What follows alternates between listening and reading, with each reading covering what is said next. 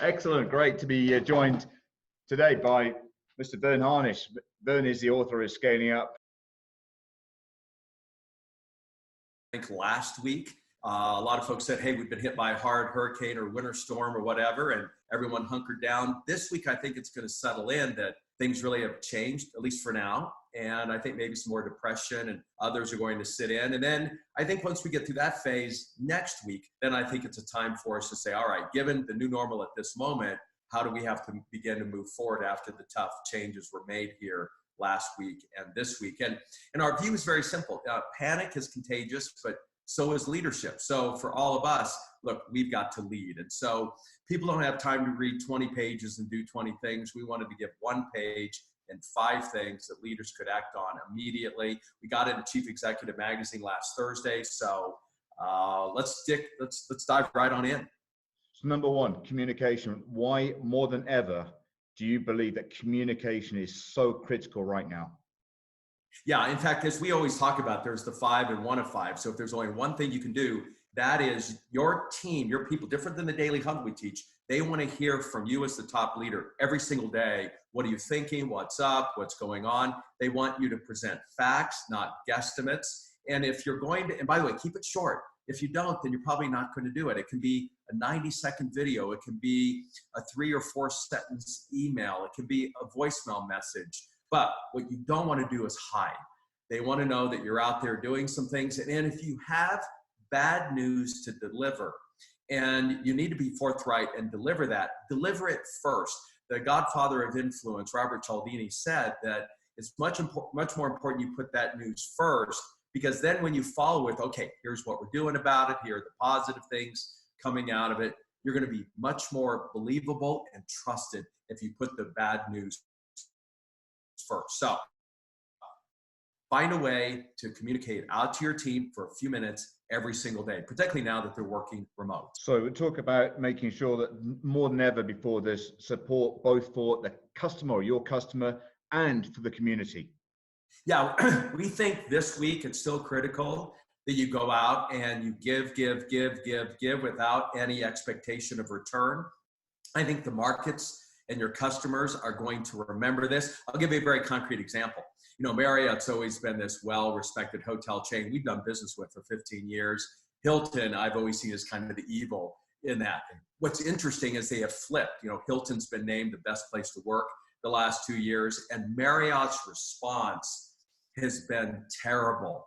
And so I let our representatives know on that side of the equation that how they're reacting right now to us in these couple of weeks has already tainted our decision about where we're going to go for the next 5 to 10 years with our particular event. So this is the week to continue to build up emotional bank accounts with your customers and community. And by the way, one of the best ways to fight depression and sadness is to be giving and helping others. And so I think it's way too early to make any decisions further out than 24 hours.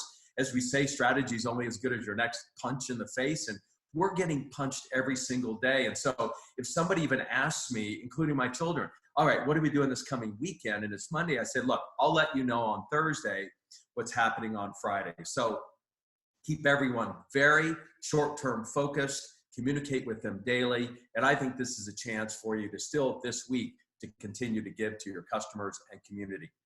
The third C.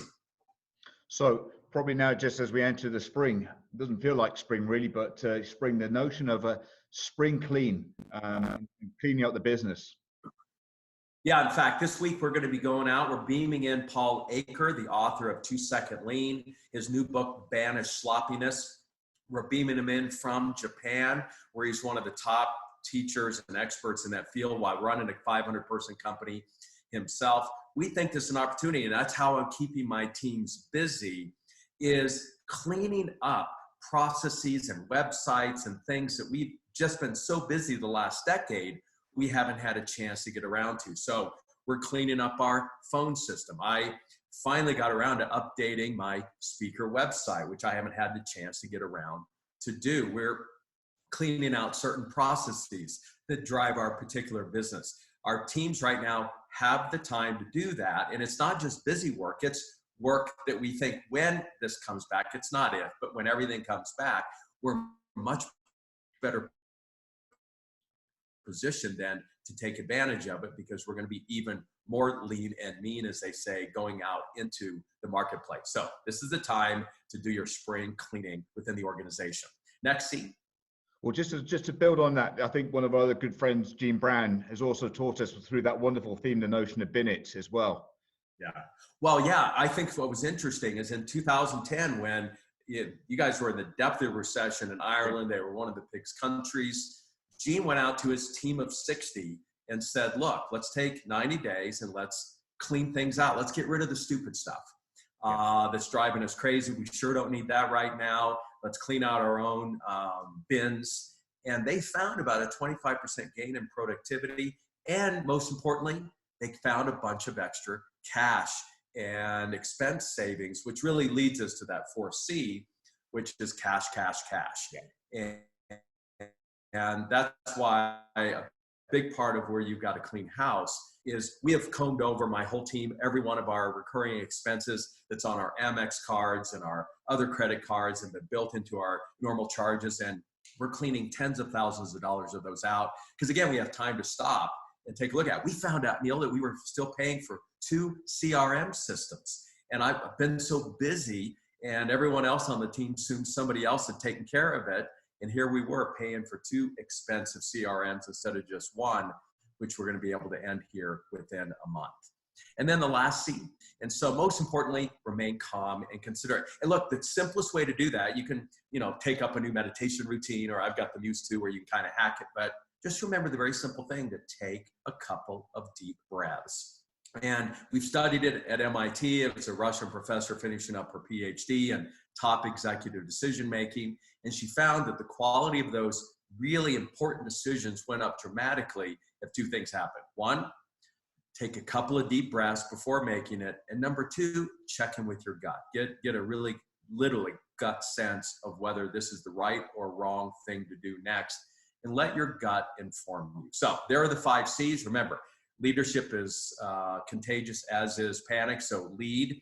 And so you want to do 5 things. First, communicate daily. Put the bad news first. Stick to the facts. Don't make guesstimates. Go out there and make sure that you're giving. I think here, at least particularly for the next week, it's really going to help your people stay in a positive mindset. Number 3, it's time to kind of clean out.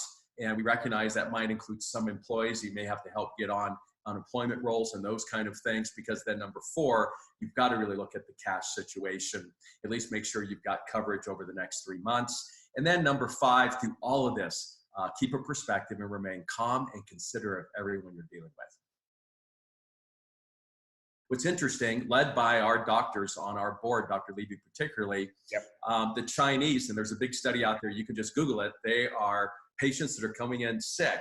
They're giving them 24 grams of IVC a day for 7 days. And what you have to realize is that C is nature's natural chemo and antibiotic. Yes. And for the same reason that we have finally been able to get sepsis under control through IVC, it is having a huge impact positively in this particular illness. And as a preventative, and very simply as a preventative, first thing I sent out to my team as my daily message 2 weeks ago was, hey, I want everyone to get out and get vitamin C tablets and take 500 milligrams 4 times a day